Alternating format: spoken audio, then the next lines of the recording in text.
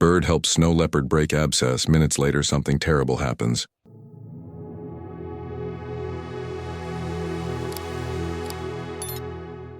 The morning air was thin, almost brittle. Over the jagged white ridges, light broke slowly, a soft gold spreading over the untouched snowfields. Nothing moved except the wind, brushing powder from one rise to another like quiet breath. And then, near a rock ledge, something broke that stillness, a faint tremor of movement beneath the snow. A shape pale as the land itself. A snow leopard lay there, her thick fur stiff with frost. Her flank rose and fell in shallow rhythm. She was young, barely in her second winter, but the mountain had already left its mark. Her front paw was swollen grotesquely, the fur parted where infection had forced its way out. The skin had hardened and cracked. Each breath came with a low stifled growl, not of anger but of endurance. Overhead, a raven traced slow circles in the pale sky.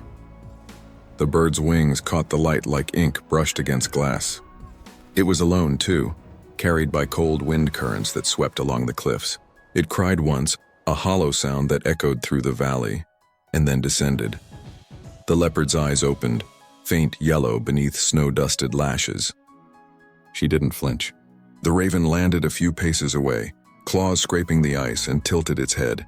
There was something between them, not trust, not fear, just the understanding that both belonged to this silence. Below the ridge, two figures moved, human shapes, small against the vast white. Wildlife researchers. They had followed her for weeks through scattered paw prints and camera trap flashes. When they reached the ledge, they saw what the mountain had hidden. "She's still breathing," one murmured, kneeling in the snow. The other nodded but didn't move closer. They knew this moment, when wildness trembles between life and letting go. Any noise, any sudden reach could break the fragile calm. For a long while, no one spoke. The leopard watched them with wary stillness, her body low, tail trembling faintly. The infection had sealed her fate days ago, the abscess large and throbbing beneath the fur. The raven called again, softer now. It hopped once toward her and pecked at the frozen crust of blood near her paw, as if trying to understand. One of the men exhaled, his voice barely above the wind. "Hold on, girl. Just hold on." The leopard blinked slowly. Her ear twitched toward the sound. Evening came like a breath of ash, gray light slipping behind the peaks. The men set camp at a distance, watching her through binoculars. They couldn't interfere without tranquilizers, and the trek back for help would take hours. The wind rose, sweeping fine snow across her body. She didn't move. The raven stayed nearby, perched on a cracked pine limb, black against the dying light. Every now and then it shifted its wings, shaking off frost. The world grew still again. Beneath the ridge, one wild heart beat weakly against the cold. A wounded leopard, a watching raven, and two silent humans, all bound for one brief moment by the same fragile thread of survival. And in the distance, thunder rolled softly over the mountains, a sound like breath through stone, promising that the storm and the story had only just begun. By dawn, the wind had changed. It came from the north now, sharp, carrying snow that fell in slow, endless spirals. The world had turned white again, burying every track of the night before. Only one mark remained, the faint hollow where the snow leopard lay. Her breathing was shallow, nearly soundless.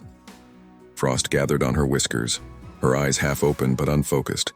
The abscess had grown darker overnight, skin stretched and glistening beneath the fur, trembling with every heartbeat. The men watched from their tent.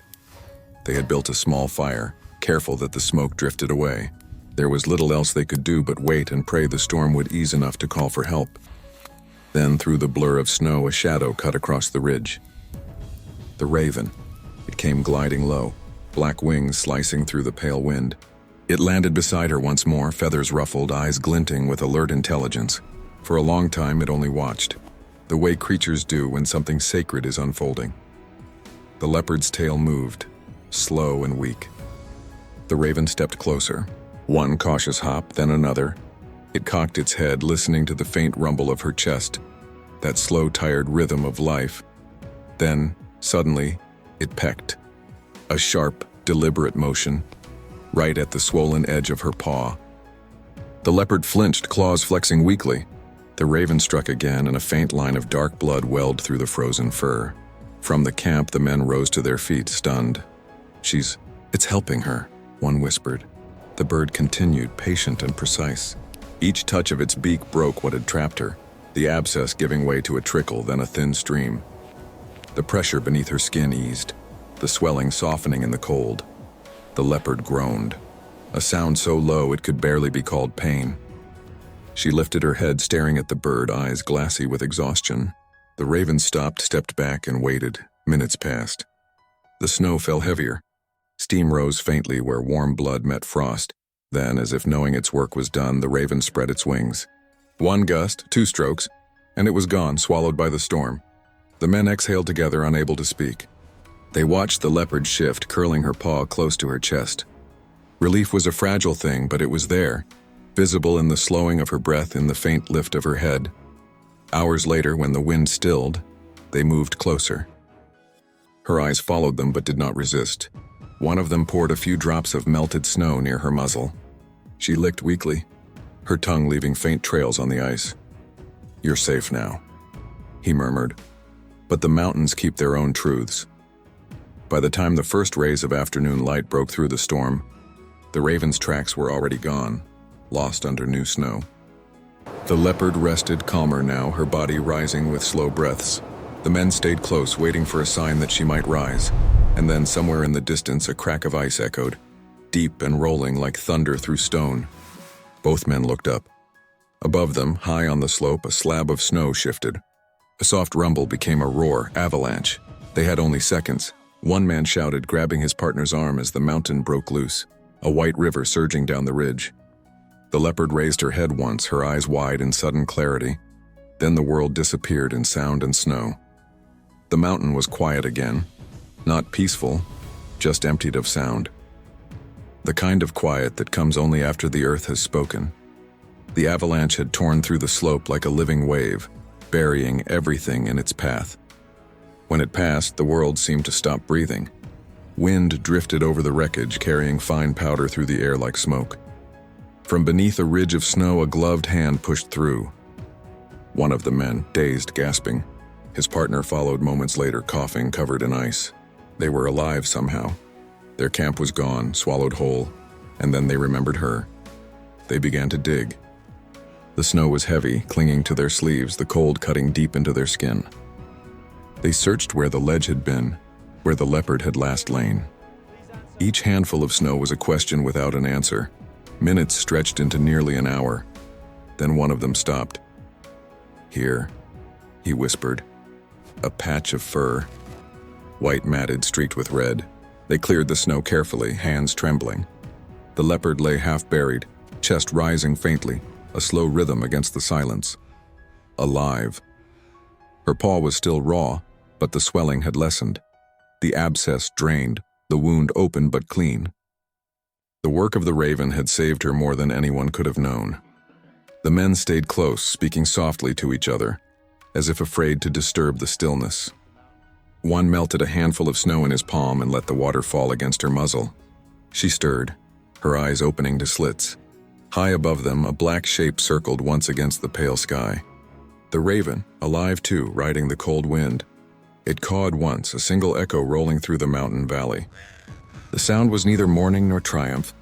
It was something simpler, a mark of presence, of completion. The leopard blinked, head lifting slightly as if she'd heard.